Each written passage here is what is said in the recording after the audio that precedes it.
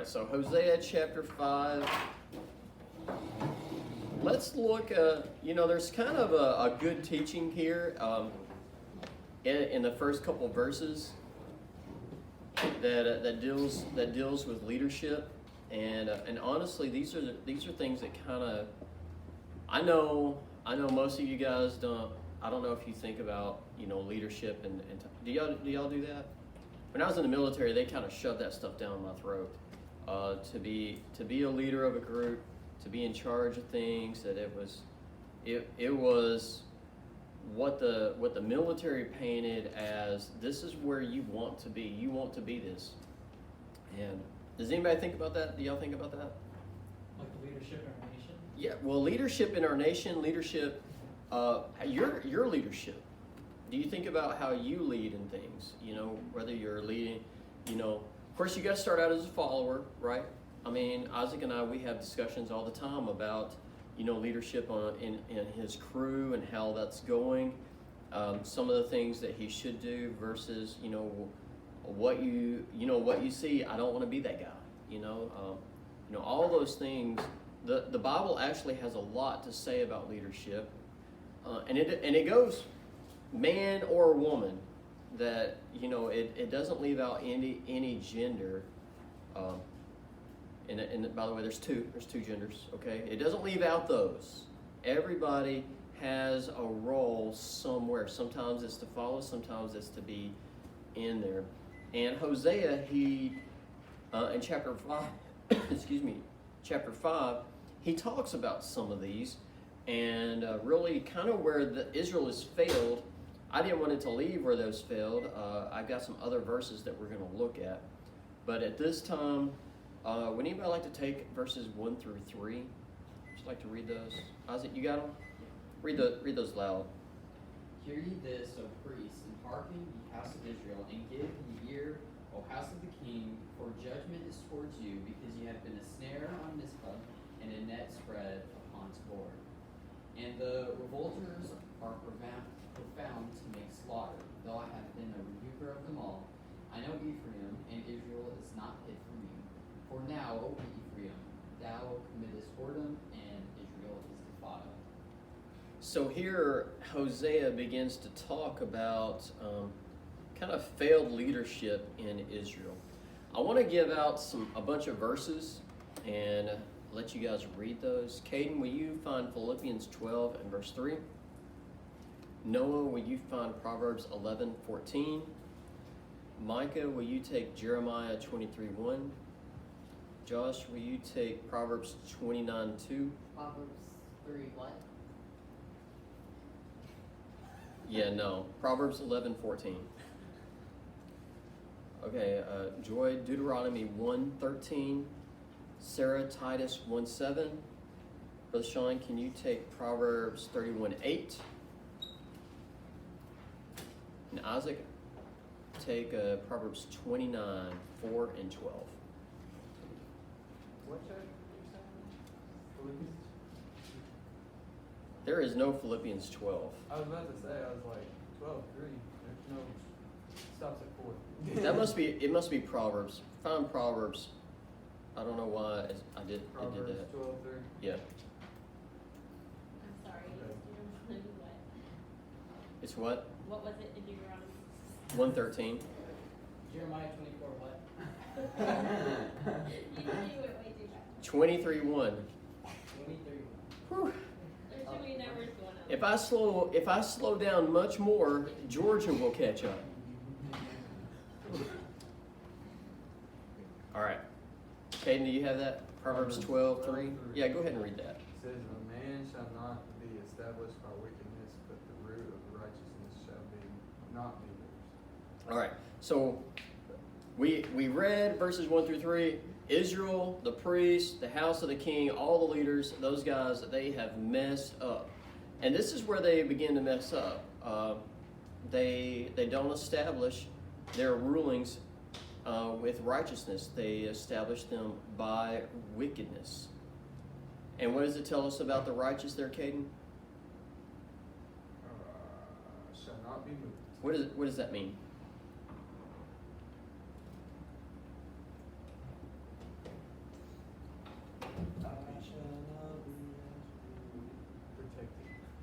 Protected, you'll be sustained just like a tree that's planted by the water, right? I shall not be moved. Proverbs 11:14. No one?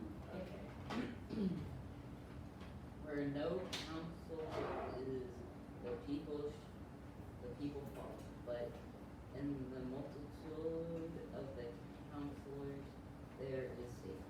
So what is that verse telling us? That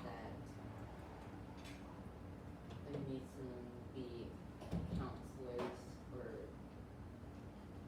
people who fall. Yeah, you need good counsel in your life. You know, there is bad counsel and there's good counsel. This is referring to good counsel. You need guys who are not there to gain promotion. They are there to help you make really good decisions and to do right. Jeremiah 23:1.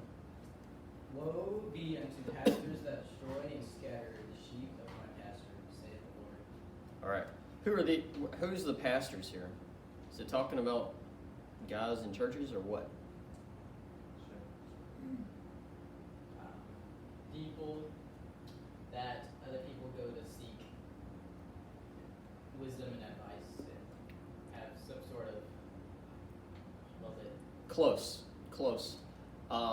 The Old Testament refers to David and Solomon as pastors over Israel. You know, a few years back, every election it comes up that we do not vote for a pastor, we vote for a commander-in-chief. Has anyone ever heard that before? Yep. That is actually bad counsel. According to the scripture, that the guy in charge is supposed to be we are putting him in the place of the pastor. And if you look at what's going on, even with our current president, okay, he is a preacher of a certain gospel, is he not? Hasn't he preached more of a gospel than he has a leader and dealing with leadership type things of, like, say, protecting our borders or stopping wars from happening? What has he done more of? Pastoring, right? Except he has quite delivered a false doctrine. But he has been put in that position. People listen to him because of the position. If he was not in that position, nobody would care about a single word that he said. In fact, they would think that he was, anyway, I'm not going to go there because it'll be recorded. But would they listen to President Joe Biden if he was, retirement home Joe Biden? No, not a bit. Not a single bit. And there's a reason for that. The person in that position is not just a commander-in-chief. He is a pastor over the people. And he is preaching a gospel of some sort. Not the gospel of Christ, of course. He's preaching something else. Now, could he preach the gospel of Christ? He could. David and Solomon were. Some of the other kings were, like Josiah. He did. So, it says, woe to the pastors that destroy and scatter the sheep of my pastures. So this is talking about those who are in leadership positions, that they take that position and instead of promoting God's people, they actually scatter their people. Why would the sheep scatter? Why did the disciples of Jesus scatter? It wasn't safe for them to be there. Yeah, it wasn't safe anymore. They were afraid. They were afraid for their lives, so they scattered. They all went in different directions.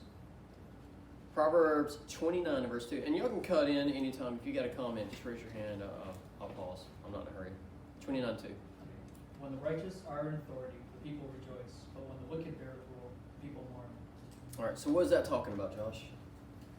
Well, I think everybody mourns over our authority right now. Even the people who think they are allied with it are in a state of mourning. It is not working out for them at all. Yeah, you can tell when people are mourning, right? Mourning is the opposite of happy. Are people happy about what's going on? No, nobody's happy about what's going on. Even even the people that are supportive of what's going on, they're still not happy about what's going on. And there's a reason for it. You know, but they just, you know, that it's kind of like taking drugs, right? Somebody that's a drug addict, they hate the fact that they take drugs, but they can't help themselves. It's like they don't know how to stop. They don't know how to get away from that. We know that the only way to really get away from it is accepting Jesus Christ with all your heart, soul, mind, and strength. But here we have a passage in Proverbs that says, when the righteous are in authority, the people rejoice. And there's a reason for that. They're being led by the Spirit. They're making good decisions with their life. And the reason I'm telling you these verses, I mean, we got a couple more to look at, but these aren't just for leaders over the country or the community. These things can happen in your own households. You know, so whenever you're making decisions in your life, Caden, people rejoice when you're making righteous decisions. But if you make bad decisions, people are going to be upset. And you've probably seen that, right? Right? You know, you've seen that in your life when somebody that you cared about made bad decisions. How did you feel? You didn't rejoice over it, right? I'm not just picking on you. You just kind of had to be right there. But you know, most of us have been there, where somebody in our life made bad decisions, and we weren't happy about it. We were saddened about it. We mourned because of the decisions that they were making. That's what that verse is talking about. That you are at least a leader in your own life, okay? But you're not just a leader in your life. You're a leader in your friend groups. You're a leader. Everyone is a kind of a leader in their own family at different times, and this is what these verses are talking about. You want to see a family that's sad. You have a couple parents that continually make bad decisions about things, and you're gonna have some days that are very troubling with everybody in the family. It's like not just one person is affected. That's what I'm trying to say. If the mom or the dad is making bad decisions, it affects everybody else in the whole family. Everybody seems to be upset. Well, when everybody is upset, guess what it does? It makes the one who's causing everybody to be upset even more upset. And this is what happens. This person will blame that person, this person will blame them, and it just goes back and forth. And really, it's really just getting down on your knees and recognizing, there are some leadership roles that need to be taken, starting with individual lives, and then communicating that into the rest of the family, and holding family values, God's values up front, and saying, you know what, you're like Joshua, right? You're going to do like Joshua. He calls everybody in, and he says, choose you this day whom you're going to serve. But as for me and my house, we are going to serve the Lord. And when you do that, it's going to change some of the values that's in your house, and it's going to change how the family unit responds to it. And when the family unit responds well, the community that you're involved with responds better, and it's a big circle. It's a big circle, or it's just a lateral line back and forth, and that's no good. That's no good. Titus 1. Deuteronomy 1:13. Take you wise men and understanding and known among your tribes, and I will make them rulers over you. All right, so here is who should be in charge. Wise men, they have an understanding. They're known among your tribes, which that could be your different groups. And he says, I will make them rulers over you. So don't take idiots or people that do not have good understanding and make them leaders. That does not end well. Ever. Anyway, I don't want to say a lot. I think does that speak for itself? All right, Titus 1:7. For a bishop must be blameless as the steward of God, not self-willed, not soon angry, not given to wine, no striker, not given to filthy lucre. All right, so here Titus, Paul is talking to Titus, and basically what he's doing is he's defining what a good leader looks like, even in a religious setting. But really, the setting is not really what makes this person the best person to be a bishop.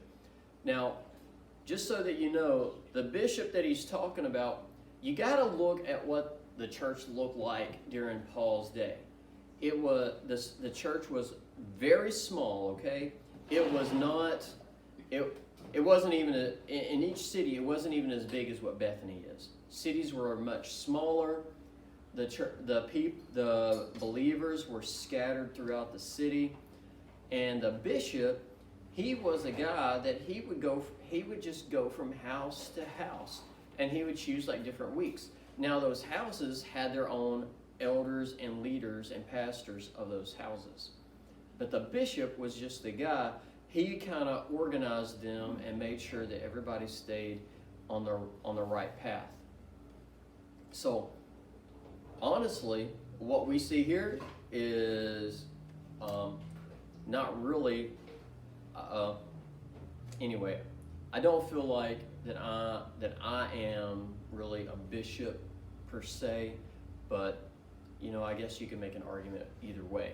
Regardless, anybody that you want to put over that type of organization, or that really is the administrative part of it. The person that you put over that, you don't want them to have extra things going on in their life. Some suspicious activities, right? They need to be blameless. A steward of God, right? They look at the resources God has given, and I guess that's really what, I guess maybe this is more of that. So you look at God's resources, and you kind of manage those. You're not self-willed. You're not in it to get a promotion. You're not in it to get rich. You can't get angry. You don't get angry fast. You're not given to wine. You don't pick fights, and it's not all about money. Well, it honestly in your own households, it should look like that too. You shouldn't give reason for your family to have suspicions about you, like, well, what are you doing? Why are you got so many secrets? That when you got secrets in a house, it doesn't do well. Just like it doesn't do good here. Same thing. A steward of God. Well, everything that you have you are a steward of God's resources. We believe that the things that you have are given to you from God, and you are a steward of those things. You should manage those things. That means your money, your life, your time, all those things. Does God want you to do things fun? He doesn't mind you doing things fun, but He doesn't want you misappropriating those. He doesn't want you taking the gas bill and using it for alcohol. He doesn't want you doing that. He doesn't want you taking it and using it for fun activities. You got to keep the lights on, right? You got to keep the lights on. You don't use the same money to go pay for a lunch, right? That's being a good steward, is recognizing, well, I've got to take care of the most important things first, and if there's anything left over, then I give to that. Well, God's like, part of that being a good steward is making sure that you take care of his ability to be able to reach into the community where you serve also. And it's not about yourself. It's not self-willed. In your own family, it should not be revolving around you. It shouldn't be revolving around you. It should be you reaching out into the rest of your family, trying to make each other better. And when everybody's doing the same thing, it really works out well. But if there's one person that makes everything all about them, well, then you have problems. Well, you have a lot of drama, right? Anybody been there?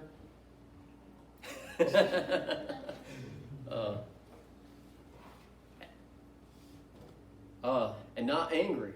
One of the things, especially if you got kids in the house, you just gotta make sure you're like, you know what, I'm just not gonna. You can't be angry.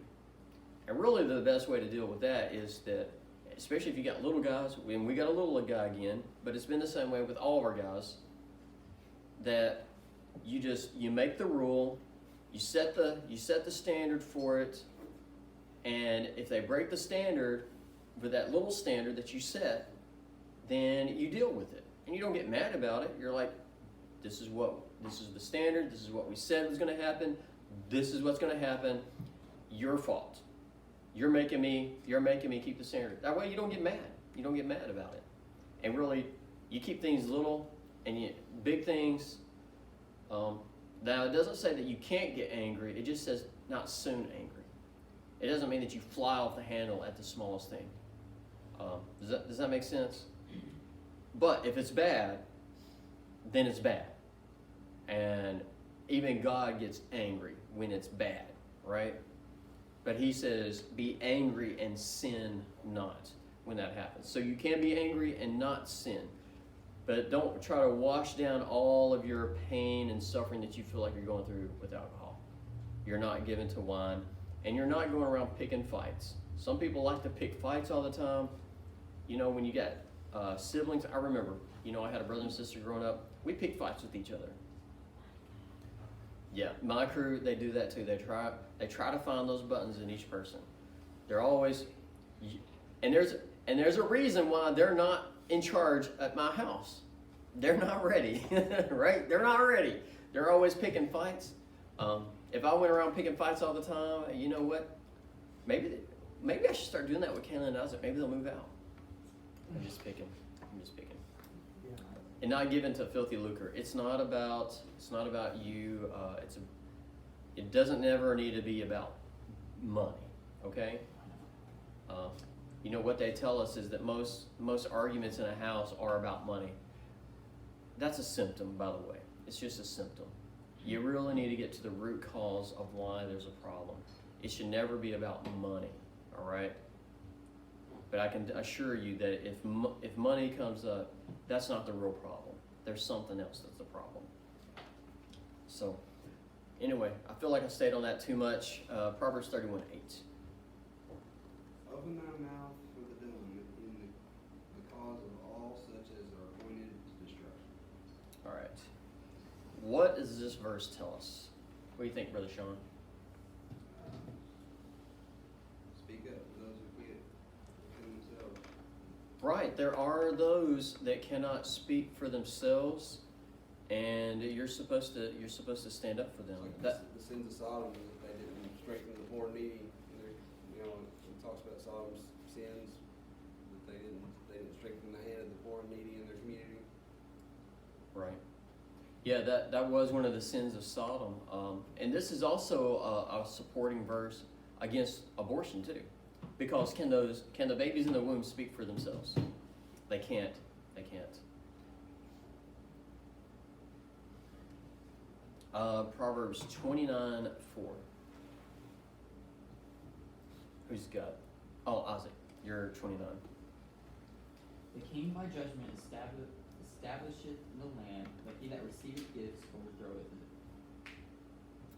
The king by judgment establisheth the land, but he that receiveth gifts overthrow it. What does that tell us? That our land is up the creek without battle.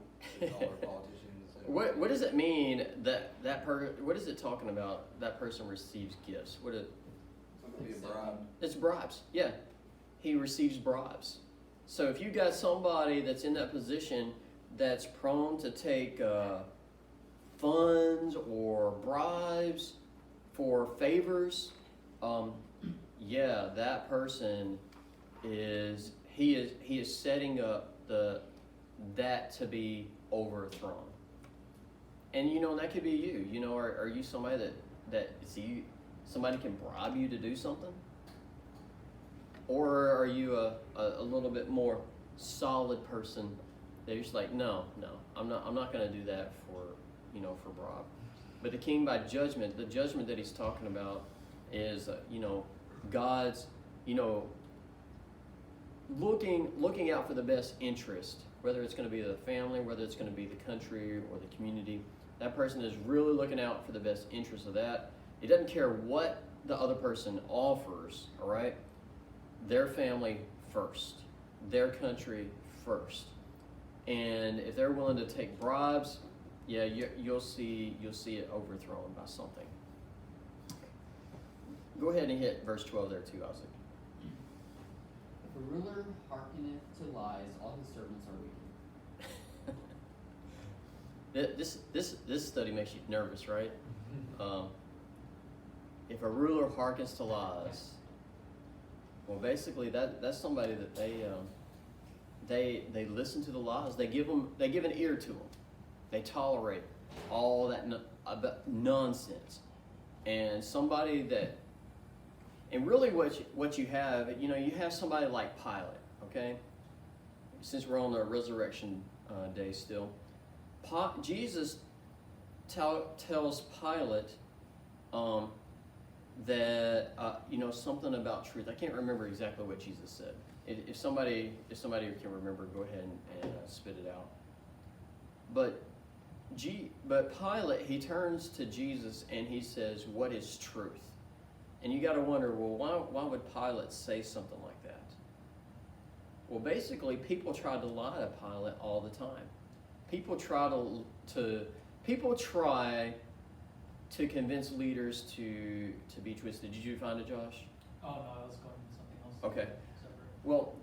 Well, Pilate looks at Jesus and he's like, "Well, what is truth?"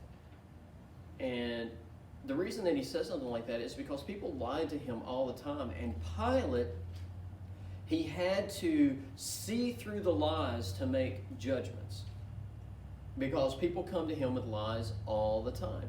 And people try to lie all the time to get their own way. They're of the devil, all right? The reason why it says all of his servants are wicked is because they are of their father, the devil. He was a liar from the beginning.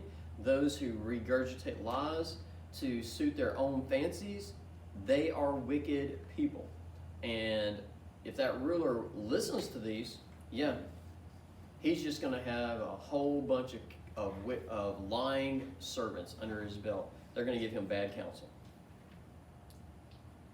We got a few more minutes. Let's look at verse 4. Unless anybody has anything more on.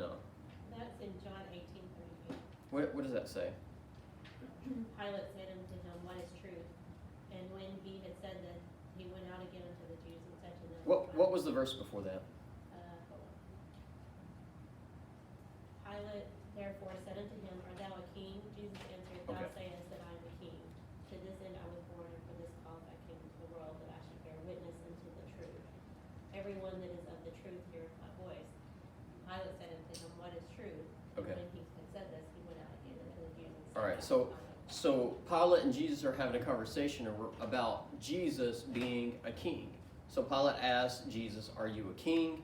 And Jesus says, basically, "I'm the king of truth." And Pilate says, "Well, what is truth?" And there's a reason why he does it, like I just said. Because people lie to him all the time.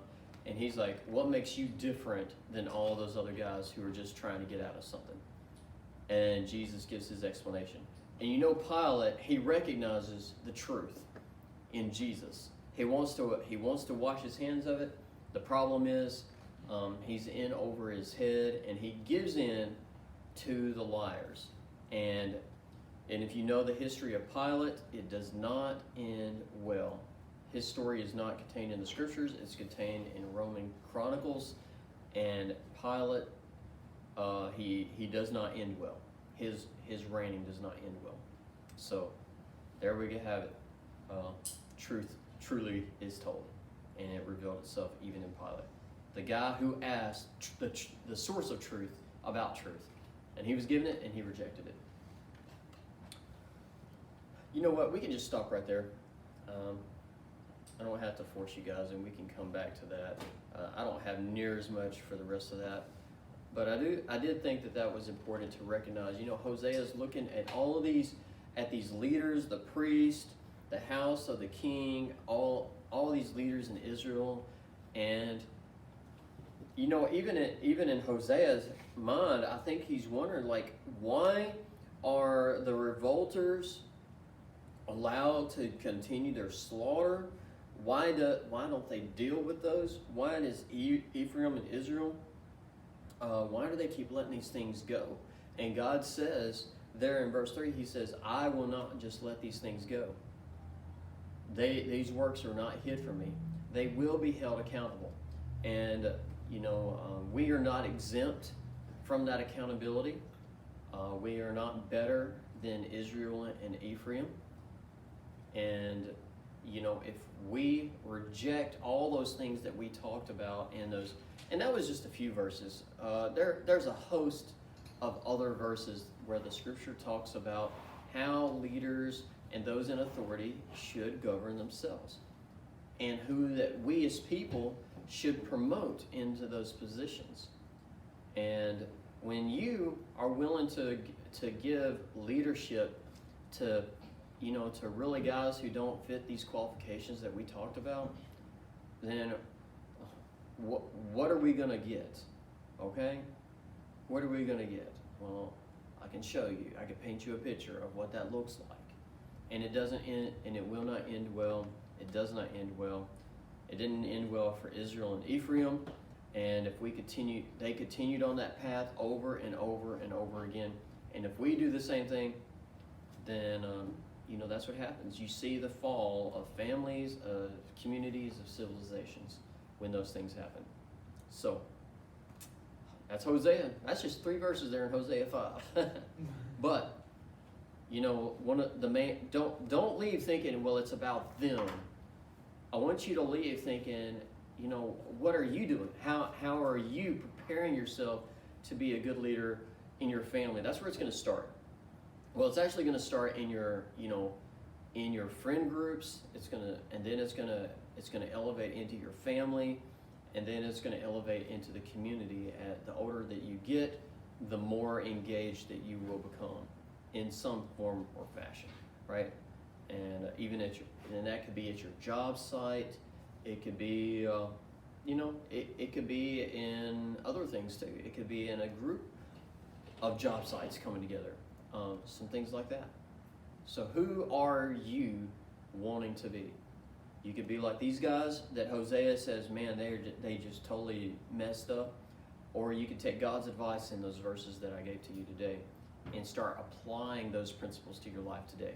And you know what? If you do, things will turn out much better in your life. Guarantee it. So with that, final thoughts. Would anybody like to close us in prayer tonight? No? How about Micah? You want to close us in prayer? Dear Lord, thank you for this day, and thank you for forgiving us. Thank you for all that you did and went through to save us. And thank you for letting us all come here together to worship you. And please be with everybody as they will be traveling home. Please keep everybody safe.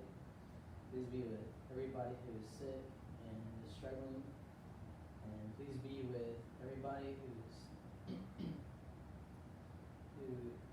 still in school and finishing out, college students, and youth center.